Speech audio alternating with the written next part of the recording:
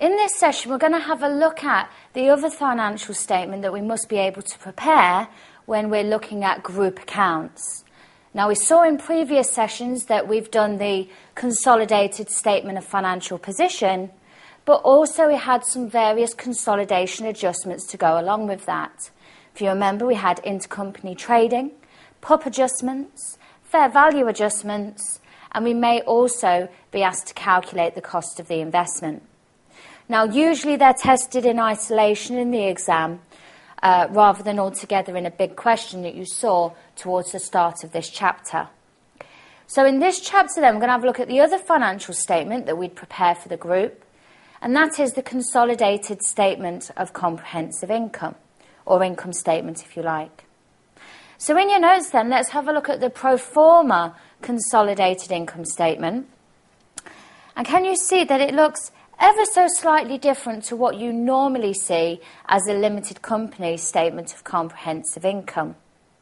Can you see then that we still have the normal headings? Revenue, your sales, cost of sales, gross profit, distribution, admin costs, finance costs, profit before tax, tax, and profit for the year. That all looks the same. But rather than having one column showing figures, we've now got four. A column for the parent, a column for the subsidiary, a column for the consolidation adjustments, and then the group column. So effectively, these first three columns are essentially workings in order to get to the group consolidated income in the year. So it's just a case of you'll be given the parent and the subsidiary's statement of comprehensive income for the year, and all you do is take all their income, parent and sub, and add them together. Okay, so for the parent, we take all of the parent's revenue and expenses on a line-by-line basis. And the same goes with the subsidiary.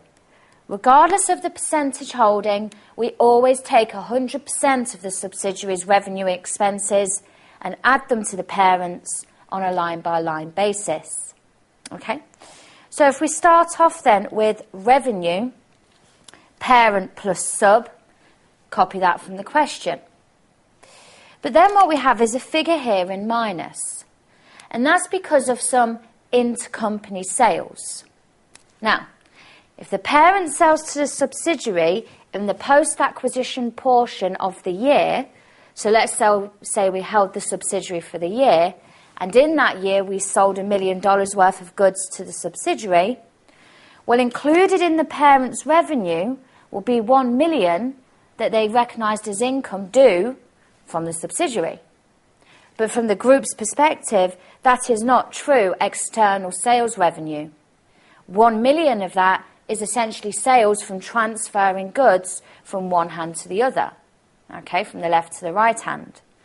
So as such, we need to cancel them out, and we need to eliminate intercompany sales at that point. Okay, so if it's included in the parent's or the subsidiary's revenue, whether parent sells to sub or sub sells to parent, we're going to minus any intercompany sales in the post-acquisition portion of the year. Okay, from the group, the single entity perspective, it doesn't exist. So we must cancel it out on consolidation. So we take parent plus sub minus intercompany, and that's going to equal group sales revenue. We then look at cost of sales, parent plus sub. Again, copied from the question. Remember to take all of the subsidiary's cost of sales, regardless of the percentage holding. Don't take 80% of it, always take the full amount.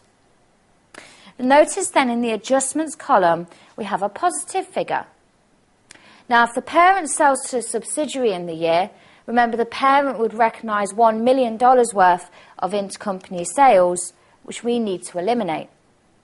But from the subsidiary's perspective, they would recognise a cost to buy goods, a cost of a sale, and that would have been $1 million. One company's sale is another company's cost of sale. So included in the subsidiary's cost of sales is $1 million, a purchase from the parent. which from the single entity perspective doesn't exist. Now, we've overcharged cost of sales. We need to remove it. Cost of sales is a negative figure. So to reduce down that negative, we need to put a positive figure in to represent intercompany purchases. And notice in the adjustments column, they'll both be for the same amount. Reduce sales by 1 million, reduce cost of sales by 1 million. Yeah, they'll be the same figure. So they'll actually cancel each other out. But when you add across to give group cost of sales, the group cost of sales will be lower because we've eliminated those intercompany purchases. Now, we do have another adjustment that affects cost of sales, and that is the PUP adjustment, the provision for unrealised profit adjustment. If you remember in earlier sessions, we said that a PUP adjustment is going to artificially increase the selling company's profits because all we're doing is selling goods to another company within the group at a profit. All you're doing is transferring goods at a profit between the same entity in reality.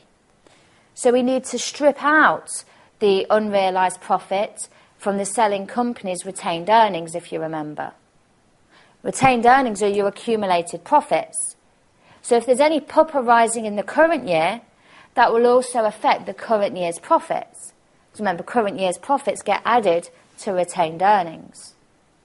So, if the parent sells goods to the sub, the parent's profit is too high. We reduce that down by adding it to the parent's cost of sales. And notice that's a negative figure because it will reduce profit. If the sub sells to the parent, well then it's the subsidiary that made the unrealised profit. We need to take it out when calculating the subsidiary's profit for the year.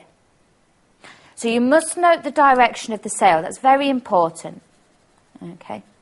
Just like we talked about when we did provision for unrealised profit in the context of the CSFP in earlier sessions. So, what we do then is we say parent cost of sales plus subsidiary cost of sales minus intercompany purchases plus PUP. So parent cost of sales plus subsidiary cost of sales plus PUP minus the intercompany purchases will give you the group cost of sales for the year. So PUP gets added to cost of sales usually. So that's what we're going to do. All right, so moving on then, at that point, we'll then have parent cost gross profit added down, subsidiary gross profit added down, and then that'll equal the group gross profit added down. Now what you're going to do is add every line of income and expenses. You are not going to take the parent and the subsidiary's gross profit given to you in the question. This is a case of just adding down and finding the new gross profit after these various adjustments that we've made. Okay, so moving on then, we have other income, parent plus sub equals group. Distribution costs, parent plus sub equals group distribution costs. Same with admin expenses.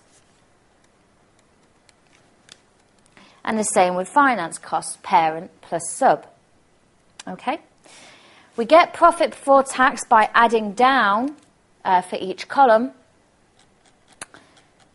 We'll then have tax. Parent plus sub equals group tax expense. And then profit for the year, or your net profit, parent add down, subsidiary add down, and the same for the group as well. Okay, so we need to cast down the parent, the sub, and the group column. The adjustments column would always be 0 because of the intercompany sales that we've contraed out. Now then, what we then have to do is add on an extra bit. Okay, this is pretty usual to what you've seen in an income statement or statement of comprehensive income previously, but now we've got 4 columns rather than 1. What we then have to do is do the profit split.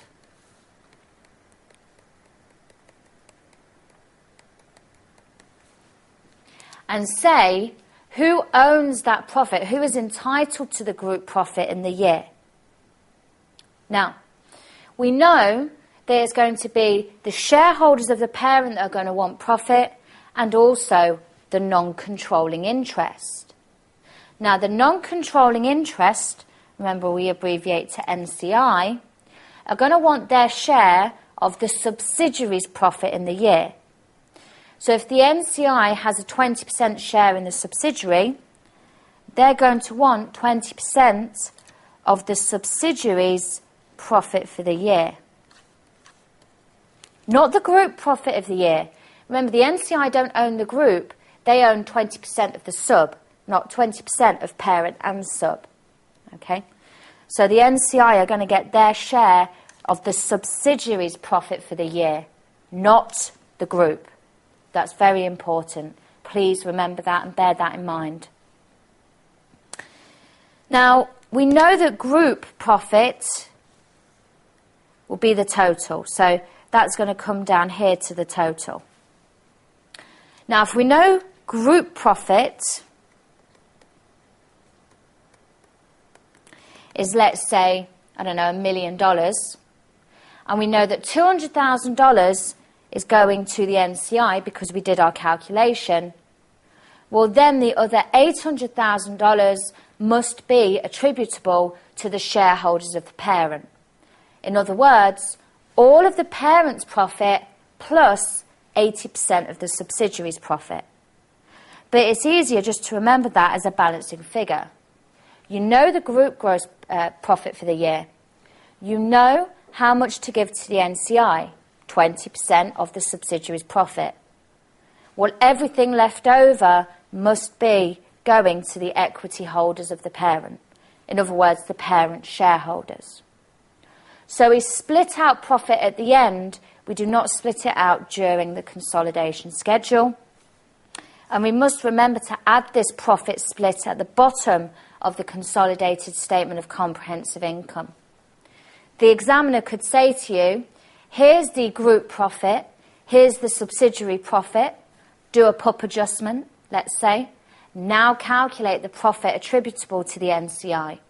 And that could be a typical 2-mark question to do with group accounting in terms of the statement of comprehensive income. So, a lot of the complexities in group accounting we've already seen. PUP adjustments, the fact that we treat the entity as one, so any intercompany transactions must always be eliminated. We only want to show external revenue and costs outside of the group.